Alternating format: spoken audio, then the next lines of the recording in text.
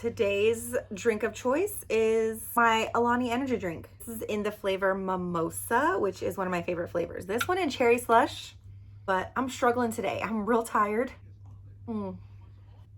This hits.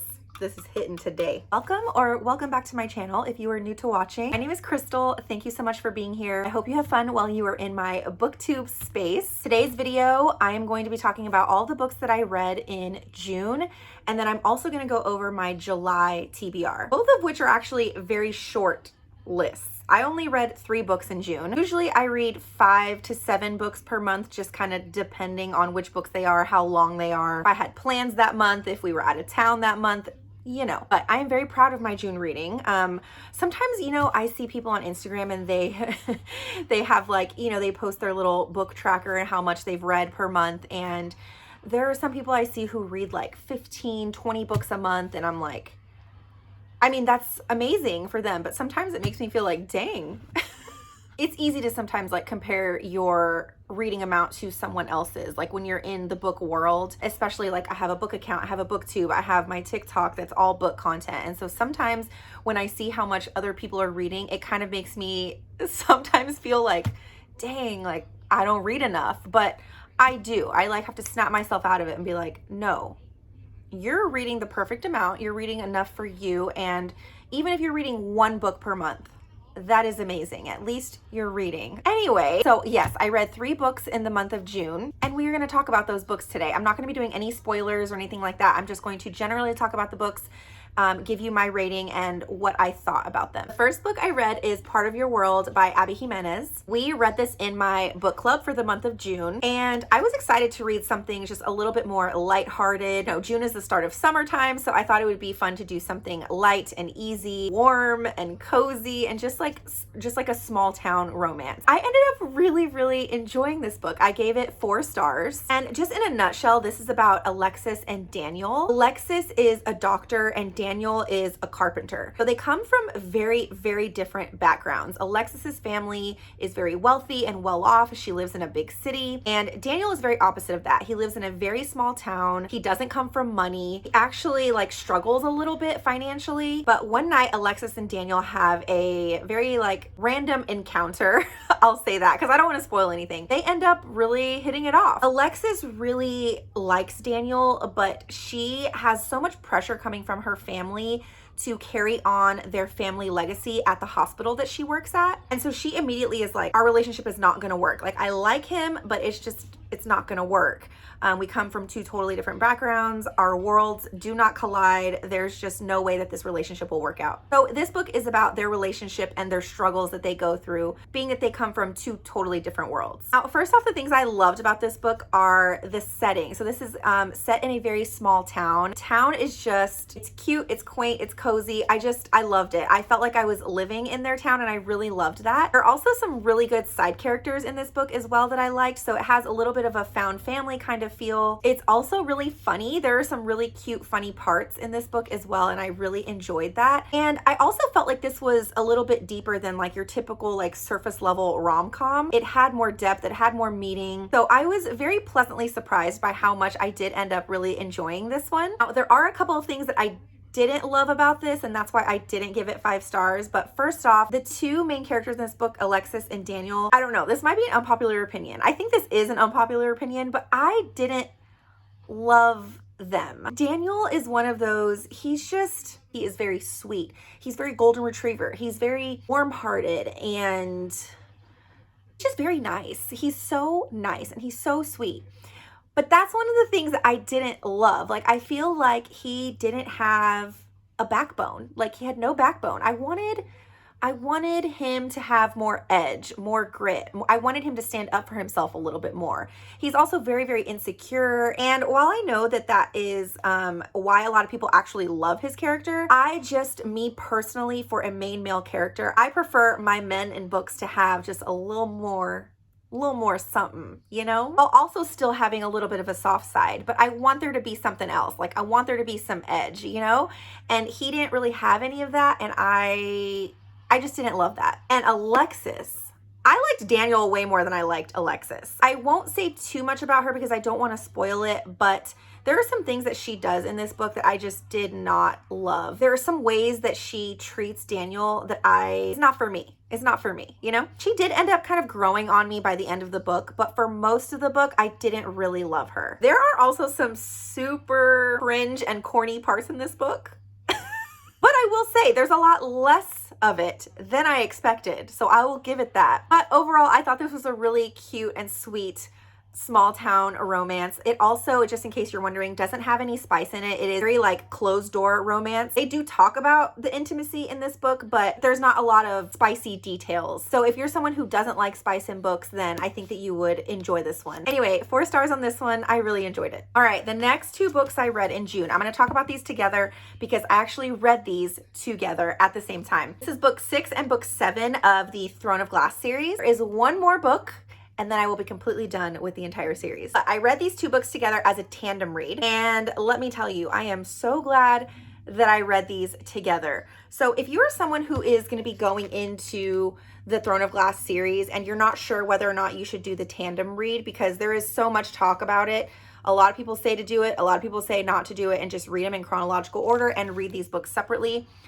I personally do think that the tandem read is 100% necessary in order to get the best experience out of these books. These books are taking place at the same exact time. They don't have any overlap. It's just Tower of Dawn is told in one of the other characters' perspectives, which to me, I honestly don't know why these 2 books aren't just one big book, but I'm not going to question Sarah J. Maas. But anyway, in terms of my reviews for these, Empire of Storms was absolutely my favorite book out of the 2. I ended up giving this 4.5 stars. It's just like an adventure. It's such a crazy adventure. A lot of characters are colliding in this book, and so a lot of the different storylines that you have so far read in the Throne of Glass series kind of come together. A lot of the characters are meeting together and everything is kind of coming full circle in this book. There is a lot of magic in this. There's a lot of character development as well. A lot of really, really great action scenes. There are so many secrets too that are revealed in this book. So a lot of things that you learn about in the previous books, a lot of things come out in this book. 4.5 stars. I loved this. The only reason why I didn't give this 5 stars is because there is a lot of new information in this book and a lot of things that are coming out, a lot of secrets that are being revealed in this book. And at one point, it was just a lot of information all at once. And I was like a little bit confused where I had to like reread a couple of pages in order to grasp the information. But other than that, this book was so good. And then Tower of Dawn, I ended up giving this 3.75 stars. This book, oh gosh. Okay, so this book is told in one of the main characters in all of the other Throne of Glass books. They kind of take that character and they give you his perspective in this one, but it's, like I said, taking place at the same time as Empire of Storms. I feel like in this book, there were little pockets of really, really good moments. Like I enjoyed a lot of different pockets in this book, but there were also times where I was so bored. This book is very slow. It is very slow. There is also one character in this book that how do I say this? I didn't really care. I have no interest really in this character's storyline. And so every time this character's like perspective would come in, I would just like kind of start scanning because I didn't feel connected to this character. I don't really care about this character and I don't know. I don't know why either. I can't really tell you why. I'm just like not interested in this one particular character. But the writing is impeccable. But a lot of this book is just really slow. It's kind of dragged out. I feel like it's entirely too long. It's like almost 700 pages. But I will say the ending of this book is really, really good. And that kind of like made up for it for me. So yeah, there's a lot about this book that I loved, but a lot about this book that I did not love. Nonetheless, I had such a great experience reading the tandem read. I'm so glad I did it. I'm so proud of myself for doing it. And I already told Jacob, my husband, that he's taking me out to celebrate. I mean, I think I deserve it. But those are the 3 books that I read in June. So let's move on to my July TBR. Okay, so I will obviously be reading the last and final book in the Throne of Glass series, Kingdom of Ash. This is a beast. But if I can do the tandem read, which is like over 1,300 pages, I can do this one. This one is almost 1,000 pages. The way that Tower of Dawn and Empire of Storms ended, it made me want to just immediately jump into Kingdom of Ash. A lot of people say this is like their favorite book in the entire series, that it's pretty much a masterpiece. This book is going to be epic. We'll say that.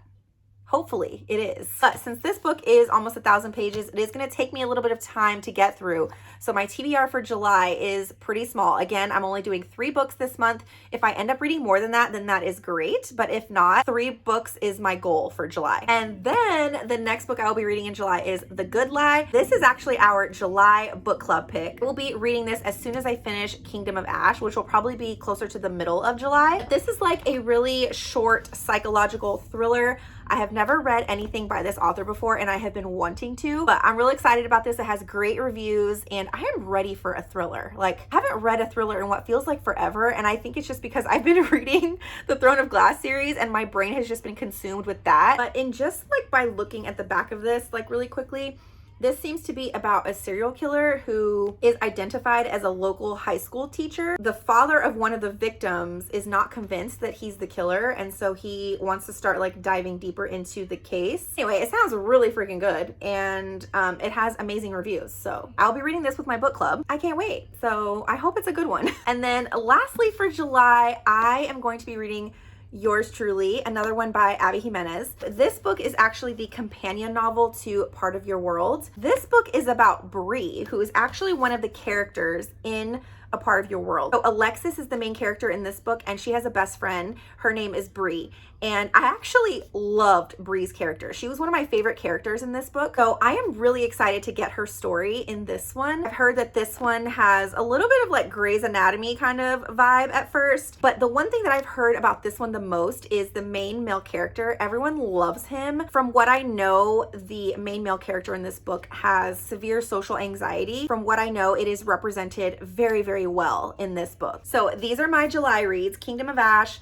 The Good Lie, and then Yours Truly. But anyway, my friends, I think that is it for me today. If y'all have read any of these books, let me know in the comments what you thought. I hope that y'all enjoyed this video. I hope you will subscribe and give it a thumbs up. Turn on the notification bell so you don't miss any of my upcoming videos. I will put all of my social handles down here on the screen, my book club, on my book talk, my regular Instagram account. So I'll put all of that here on the screen, and I hope y'all will come follow along over there as well. But thank you guys so much for watching, and I will see y'all in my next video.